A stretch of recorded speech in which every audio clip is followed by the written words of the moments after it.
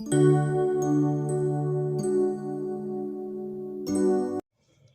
Guys, welcome to my channel. Last video तक हमने perquisites topic का रेंट फ्री अकोमोडेशन कंप्लीट किया। आज हम स्टार्ट करेंगे यूज़ ऑफ मोटर कार।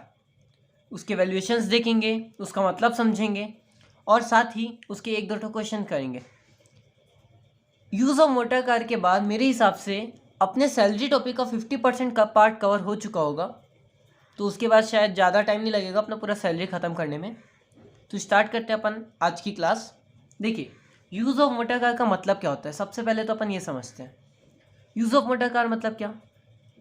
आप कहीं पे जॉब कर रहे हैं, आपको आपका एम्प्लॉयर एक कार देता है कि भाई आप चाहें तो उससे अपने घर का भी काम कर सकते हैं, अपने ऑफिस का भी काम कर सकते हैं। एक केस ये होता है, कुछ एम्प्लॉयर्स ऐसे होते हैं जिन लोग बोलते हैं कि आपको हम कार दे रहे हैं, आप अपने घर से लेके अपने ऑफिस तक आइए, ठीक है, मतलब उसको बोलते हैं अपन ऑफिशियल यूज़ के लिए।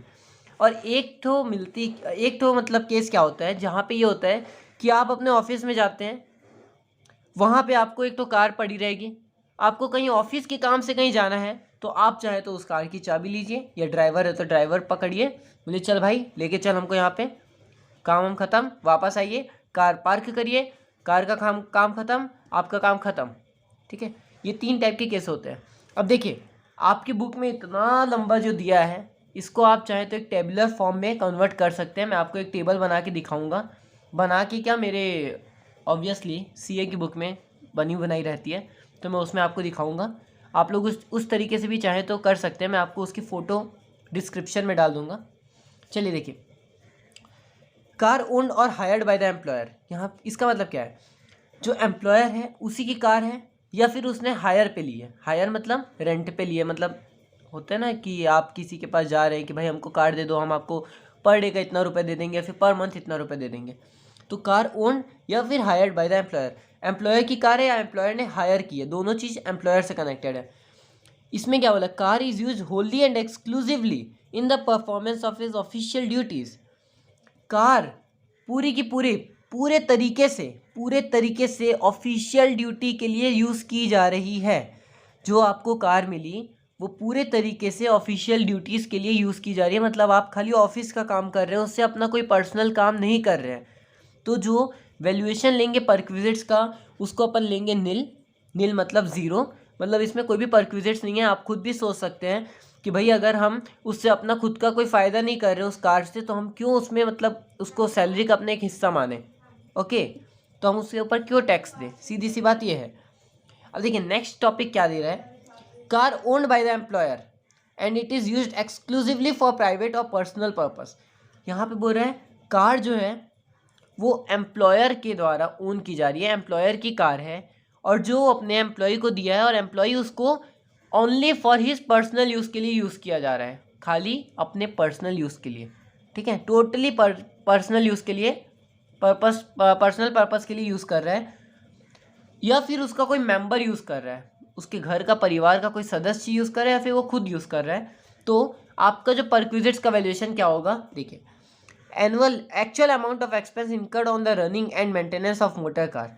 Actual amount of expenses incurred on running, इसका मतलब क्या है, जो आपका पेट्रोल का खर्चा है, वो कभी टायर पंचर हो गया उसका खर्चा, मेंटेनेंस चार्जेस जो अपना सर्विसिंग चार्जेस होते हैं कार के केस में, ये सब उसको लिखेंगे अपन यहाँ पे।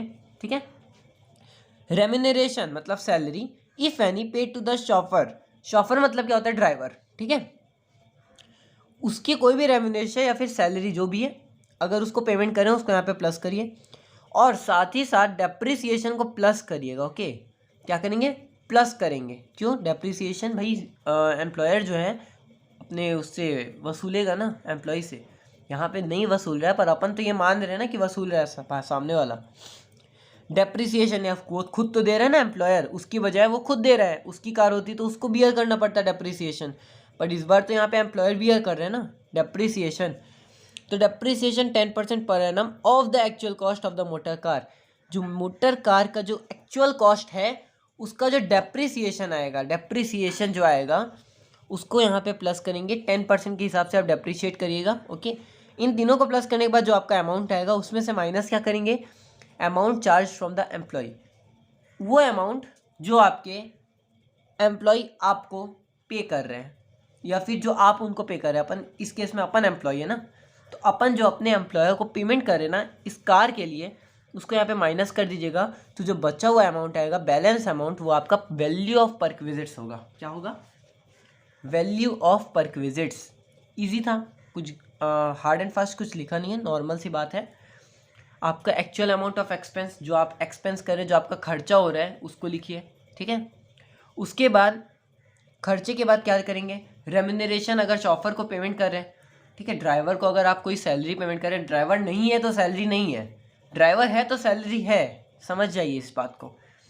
अगर remuneration if any paid to the chauffeur, अगर ड्राइवर को कोई भी पैसा दिया गया वो प्लस करिए। और depreciation 10% of actual cost of motor car, या फिर एक कार नहीं 2-3 तो कार है तो उस कार्स, ठीक है, सारी कार की वैल्यू को मतलब कॉस्ट को प्लस करके उसका 10% के हिसाब से डेप्रिशिएट करना।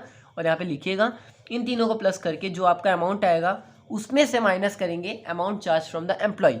इतना करने के बाद आपका आंसर आ जाएगा वैल्यू ऑफ परक्विजिट्स। ठीक है, इसका एक तो सेपरेट क्वेश्चन भी आ सकता है कि आप परक्विजिट्स की वैल्यूएशन करिए, आपको पूरी डिटेल दे देगा कि इतना इतना अमाउंट चार्ज हो रहा है, इतना रेम्यूनरेशन है, इतना डेप्रिसिएशन है। आप आराम से इसको कर सकते हैं, फिर कोई दिक्कत होगी नहीं। ओके, अब देखिए ये क्या था? अगर कार ओन कर रहा है एम्प्लॉयर, मतलब आपके बॉस की कार है, मतलब जो कार खरीद के लाया वो बॉस अपना खरीद के लाया। ये वाले केस में अपन देखे थे, अगर कार हायर में ली गई है या फिर ओन किया गया है, दोनों में। ठीक है, यहाँ पे ये जो अपन देखे जहाँ पे खाली प्राइवेट यूज़ के लिए, मतलब प्राइवेट पर्पज़ के लिए यूज़ किया जा रहा है, तो ये वाला केस हुआ था जहाँ पे क्या हुआ कि कार अगर एम्प्लॉयर ओन कर रहा है। अब अपन देखेंगे कार अगर एम्प्लॉयर लीज में लिया है, रेंट पे लिया है, तो ठीक है उसका केस देखते हैं क्या होगा। अगर कार लिया गया है रेंट पे, ओके, देखिए amount spent on running and maintaining the car.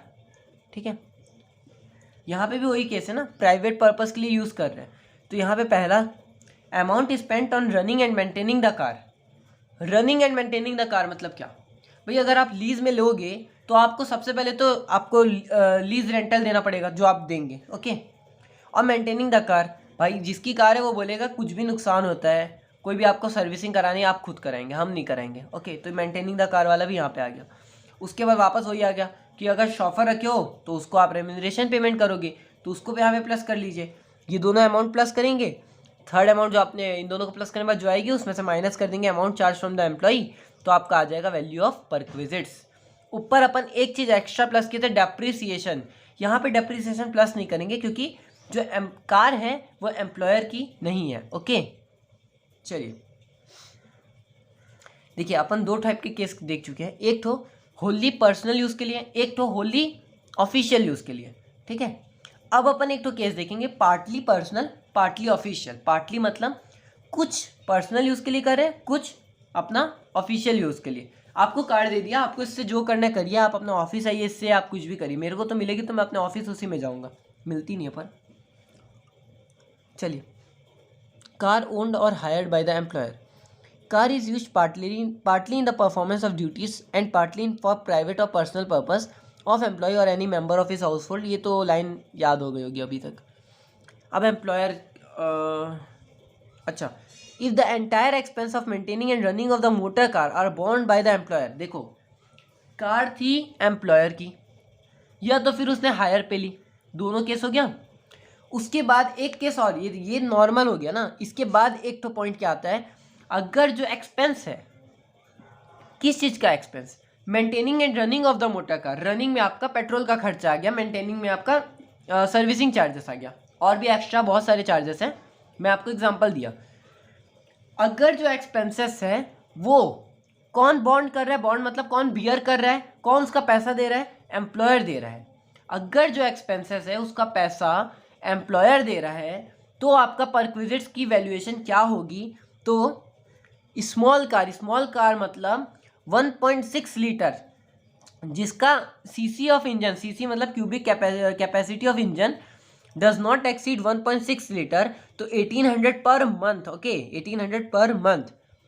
Large car मतलब जो 1.6 लीटर से ज़्यादा है जिसकी इंजन कैपेसिटी, ठीक है, क्यूबिक कैपेसिटी ऑफ इंजन, वो 2400 हो जाएगा। फिर उसके बाद अगर आपको शॉफर भी प्रोवाइड किया जा रहा है तो उसमें दोनों केस में, अगर ये वाला केस है उसमें 900 प्लस कर लीजिए, ये वाला केस है तो इसमें 900 प्लस कर लीजिए। ओके, उसके बाद जो आपका वैल्यूएशन आएगा उसमें से माइनस कर देंगे जितना आपको एम्प्लॉय से रिकवर हो रहा है। ओके, उसके बाद देखिए, if expenses of maintaining and running for his private or personal purpose are met by the SSC, SSC मतलब एम्प्लॉय, यहाँ पे एसएससी मतलब एम्प्लॉय। ओके, अगर पहला केस क्या था, पहले तो सबसे पहले देखिए कार जो है वो एम्प्लॉयर की है या तो उसने हायर पे ली है, एम्प्लॉयर ने, एक तरह से कार उसी की है, ठीक है।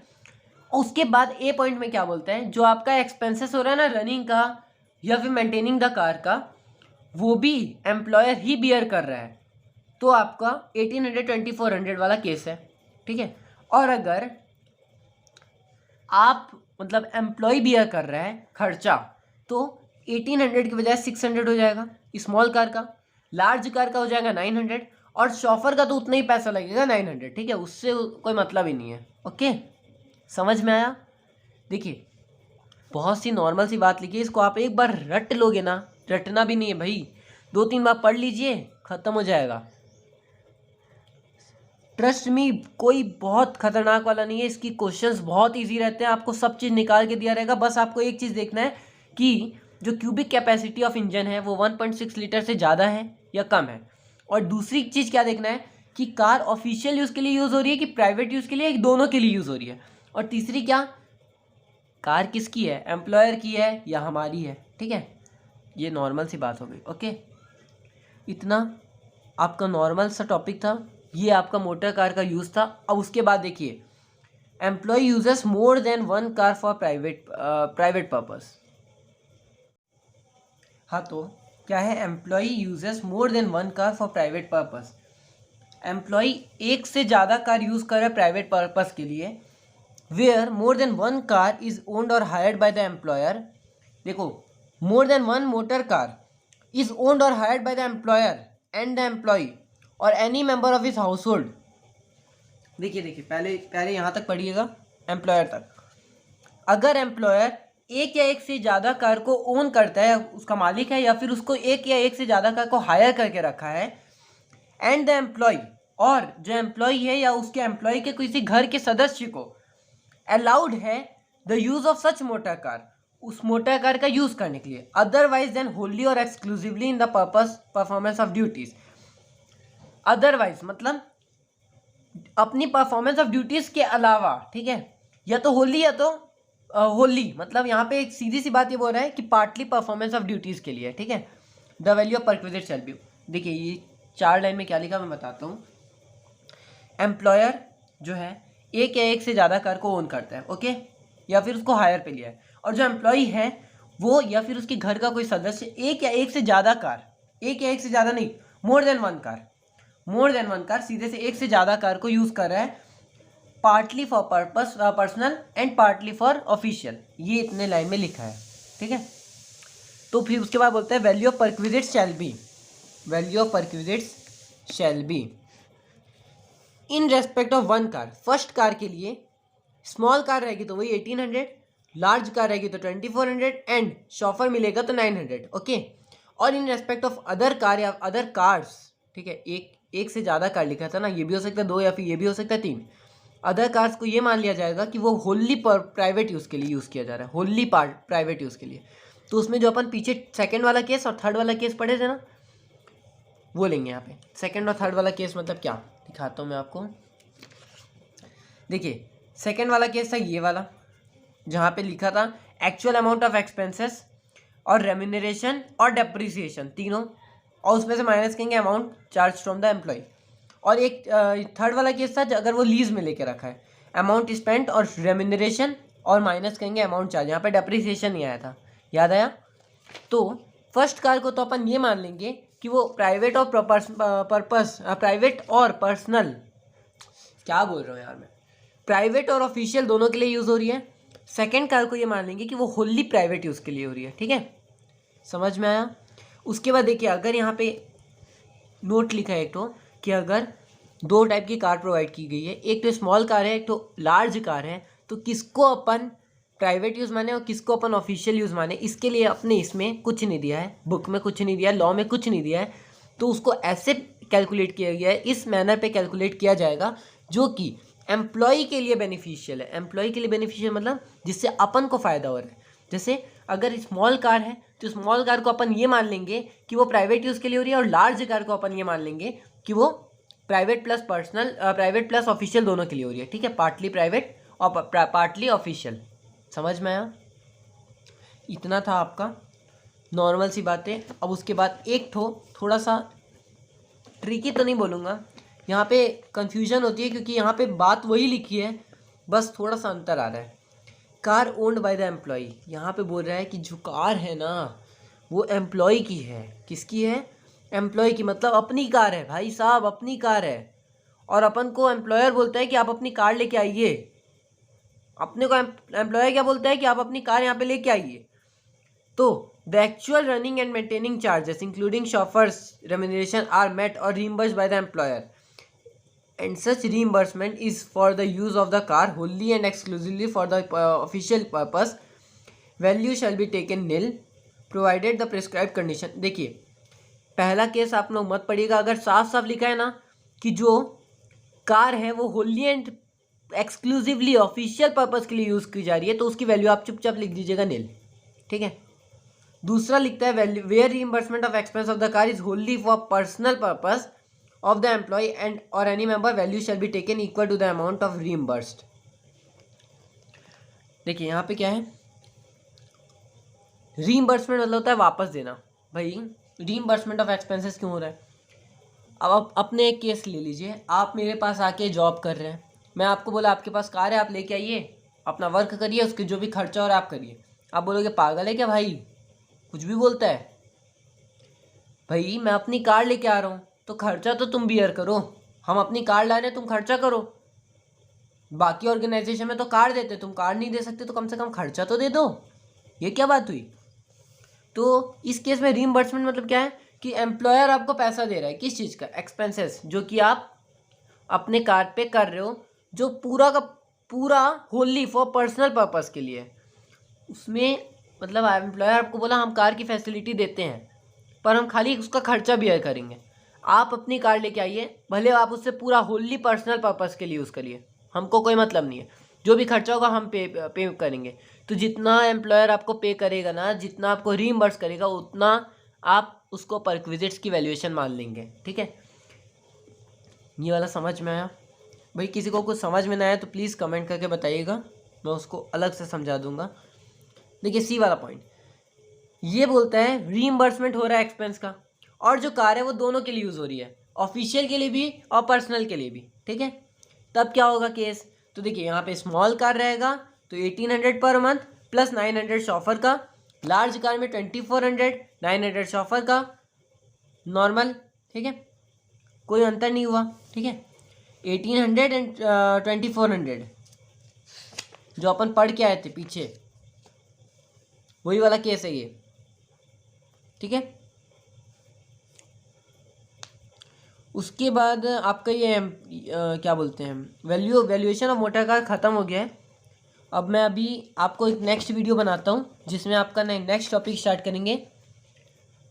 नेक्स्ट टॉपिक समझ लीजिए आप, बचा कुचा कोई टॉपिक है, ज़्यादा कोई हार्ड नहीं है। जिसमें पहला था स्वीपर की आपको फैसिलिटी मिल रही है, गार्डनर की मिल रही है, वॉचमैन की मिल रही है, पर्सनल अटेंडेंट पीए होता है ना पीए, उसकी मिल रही है। पीके नहीं ना, पीए, भाई पीके समझ लोगे फालतू।